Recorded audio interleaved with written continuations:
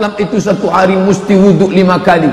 Bro, ente tahu tak bahwa tangan kita ini mengandung zat asam. Makanya mesti sering-sering cuci tangan.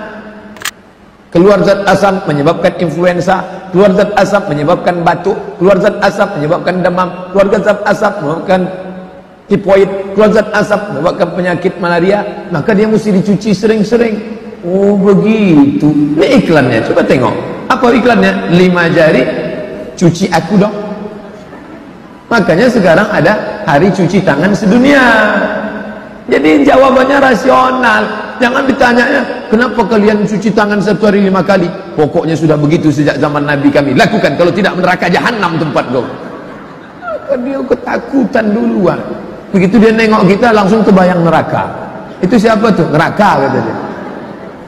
Ajarkan dengan. Makanya kalau kita naik pesawat, tapi yang kelas tentu kelas VVIP, begitu kita duduk datang pramugari bawa sapu tangan. Saya kemarin dibawakannya sapu tangan.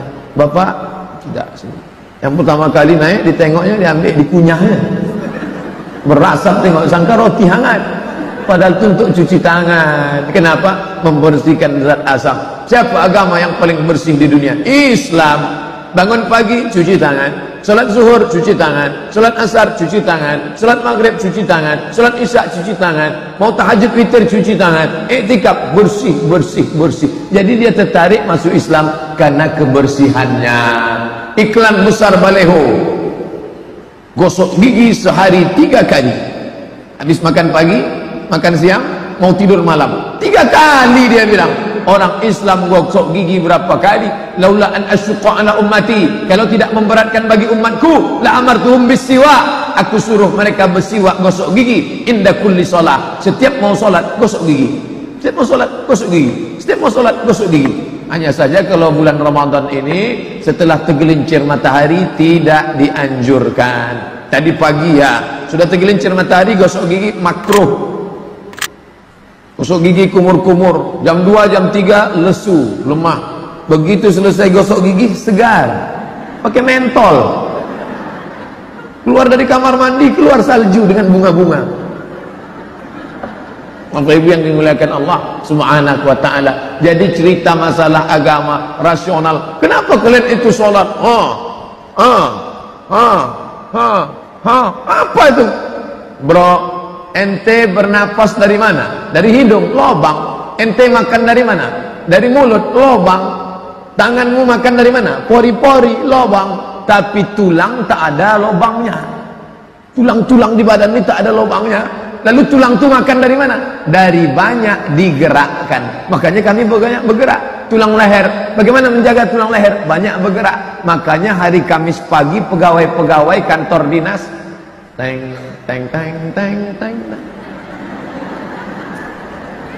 Tapi banyak pegawai di Pekanbaru ini bukan tulangnya sehat karena tak bergerak. Biji matanya bergerak nengok instruktur senam. Padahal kalau dia sholat, berapa kali dia menggerakkan tangan? Allahu Akbar, Sami Allahu liman hamidah, Allahu Akbar. Ketika rukuk, kaki tak boleh ditekuk, lutut itu tak boleh ditekuk. Tasyahud, kaki meregang semuanya dan lehernya. Berapa kali dia mengucapkan salam? Assalamualaikum warahmatullah, Assalamualaikum warahmatullah. Qabliyah subuh, salat subuh, tahiyatul masjid. Qabliyah zuhur, salat zuhur. Ba'diyah zuhur, qabliyah asar, salat asar. Qabliyah maghrib, salat maghrib. Ba'diyah maghrib, qabliyah isya, salat isya. Ba'diyah isya, salat witir, salat tahajud, salat. Banyak. Leher orang yang paling sehat, leher orang Islam paling bersih, orang Islam. Kami memang pakai sarung, kami memang nampaknya sarungan. Kalian pakai jas, pakai dasi, tapi tak berbasuh. Ustadz ini ceramahnya rasialis ini bukan menjaga kebinekaan ini. Saya sedang menceritakan bagaimana Islam menghormati tetangga, saudara, kawan, kerabatnya. Nabi Muhammad SAW jangan bayangkan dia bawa pedang panjang. Siapa yang tak masuk Islam, pancung kepalanya. Nah, Nabi sampai ke kota Al-Madinah Al-Munawwarah. Di sana ada 3 Yahudi tambah 1 kampung. Yahudi Bani Nadir, Yahudi Bani Quraizah, Yahudi Bani Qainuqa, Yahudi Khaybar. hidup adem ayam tentram. Bahkan ada satu istri Nabi orang Yahudi namanya Sofiyah binti Huyai bin Akhtab.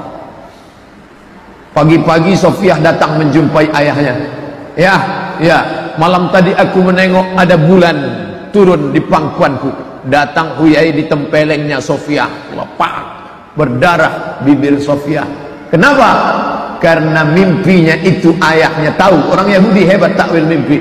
Mimpi memangku bulan artinya menikah dengan Nabi Muhammad sallallahu alaihi wasallam. Karena Nabi Muhammad itu diumpamakan dengan bulan purnama yang menerangi malam gelap gulita. Makanya dia disambut dengan tala'al badru alaina. Al-Badru. Kalau bulan itu bulat namanya Al-Badru. Kalau bulan itu masih sabit namanya Hilal. Dua-dua sudah jadi nama orang Pekanbaru, Pak Badar dan Pak Hilal. Laki-laki Badarudin, perempuan Badariah. SMS tak dibalas, telepon tak diangkat. Siti Badriah. Bapak Ibu yang dimuliakan Allah Subhanahu wa taala. Maka Nabi Muhammad itu disebut dengan Qamar. Qamar artinya bulan. Makanya ada syair yang dibuat oleh sahabat Nabi Hasan bin Sabit. Nabi Muhammad disebut dengan Qamar. Qamarun, Qamarun, Qamarun sidna Nabi, Qamarun. Nabi diumpamakan sebagai bulan yang menerangi. Bermimpi dia memangku bulan, maka kemudian ditempeleng oleh bapaknya, berarti kau akan menikah dengan Muhammad. Mimpi itu terwujud. Sofiyah memang menjadi istri Nabi Muhammad sallallahu alaihi wasallam, masuk Islam, tapi mertuanya tetap Yahudi. Jadi kalau ada orang mengatakan agama kalian rasialis, setiap beda dengan Islam pancung kepalanya, bagaimana mungkin kami mengatakan agama kami rasialis sedangkan Nabi kami istrinya ada orang Yahudi? Sofiyah binti Huyai, istri Nabi ada yang Kristen, ada masuk Islam. Siapa namanya? Maria Al-Qibtiyah. Maria namanya. Hadiah dari mana? Raja Mesir namanya Muqawqis, panggilannya Muqawqis, namanya Jirjis. Dibawalah surat Nabi sallallahu alaihi wasallam. Yang membawa surat itu namanya Hatib bin Abi Balta'ah. Dibawa dari Madinah menyeberang Laut Merah sampai ke Alexandria, kota yang didirikan oleh Alexander the Great. Alexander membuat kota namanya Alexandria. Abdul Somad kalau buat kota namanya Somadia. Nama rajanya Jirjis, nama panggilannya Muqawqis. Ini surat baginda Nabi. Dibacanya surat Nabi sallallahu alaihi wasallam, ditutupnya, diciumnya, dibalasnya hadiah banyak. Di antara hadiah itu dikirimnya satu botol asal Banha, madu dari Banha. Sampai madu itu ke Madinah, diminum Nabi madu itu habis. Jadi kalau ada ibu-ibu BKMT, BKW, Ustadz Somad, kami dapat hadiah madu dari Ong Tai Kim. Kenapa tak diminum? Takut saya Pak Ustadz. Mari kasih saya biar saya minum. Nabi meminum madu hadiah dari Raja Mesir, agamanya Kristen Ortodok. Habis dikasih kain putih. Karena Mesir itu produk tekstil, kain-kain bagus dari Mesir. Mesir peradabannya maju, piramid, Fir'aun. Maka kain putih itu diambil Nabi, disimpan, dijadikan baju jubah. Diambil Nabi. Maka kalau dikasih pakaian boleh, dikasih minuman silakan. Lalu dikirim pula bighal, keledai paling besar, himar paling kecil. Antara keledai dengan himar, antara kuda dengan keledai, ada binatang pertengahan namanya bighal. Dikirimnya bighal untuk Nabi sebagai kendaraan dinas, dipakai Nabi. Ada bapak ibu dapat hadiah motor Yamaha Mio, tak usah sebut merek Pak Ustaz, motor lah pokoknya dapat, ya boleh dipakai, kecuali ada stiker-stiker, dipasangnya stiker haleluya, dipasangnya stiker agama, home santi home, itu baru tak boleh. Tapi anda dapat tanya dia, ini stiker boleh kami copot? Boleh, ganti, Allahu Akbar.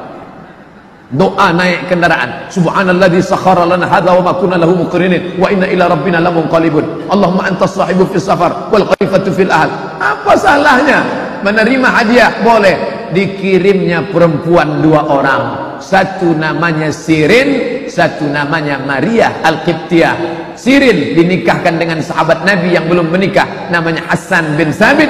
Maria menjadi ibu dari anak Nabi laki-laki lahir dari Maria, namanya Ibrahim, umurnya 18 bulan meninggal dunia.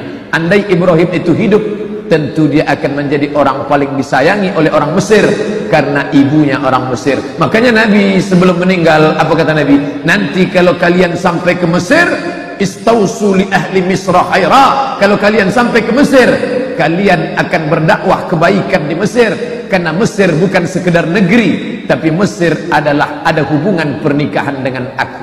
Makanya ketika orang Arab sampai ke Mesir, mereka tanya, dari mana? Dari Madinah. Oh, dari Madinah, iya. Pengikut Muhammad, iya. Muhammad Utsman doa. Karena istri Nabi SAW ada orang Yahudi, istri Nabi ada orang Mesir, dan dia adalah muslimah bernama Maria Al-Qibtiyah. Jadi kalau ada orang mengatakan Islam ini rasis, Islam ini fasis, Islam ini hanya sesama dia saja, kalau tidak sama dia halal. Oh, tidak begitu saudaraku. Pelajari Islam dengan baik. Makanya orang-orang barat yang belajar tentang Nabi Muhammad, tapi yang paham, dia puji Nabi Muhammad itu luar biasa. Ada seorang perempuan namanya Karen Armstrong. Karen Armstrong. Dari namanya Bapak Ibu sudah tahu, ini orang tak mandi wajib dan tak sunat. Karen Armstrong. Tapi dia tulis buku the best seller, buku terbaik. Apa judulnya? History of Prophet Muhammad, peace be upon him. Sejarah biografi Muhammad, diceritakannya kelebihan-kelebihan Muhammad. Ada lagi orang Amerika namanya Michael H. Hart. Michael H. Hart, judul bukunya 100 Influential Person in History. 100 ranking, 100 ranking orang-orang paling berpengaruh di dunia. The Moses ada, the Jesus Christ ada, Buddha ada, Siddhartha Gautama ada, tapi dibuatnya nomor 1, the first, orang porong nomor 1, Muhammad sallallahu alaihi wasallam. Kenapa? Karena dia melihat ada sifat-sifat humanisme, kemanusiaan dalam diri Muhammad sallallahu alaihi wasallam. Itulah yang masuk ke negeri Melayu ini, sehingga orang Melayu bumi lancang kuning bisa menerima siapa saja yang datang.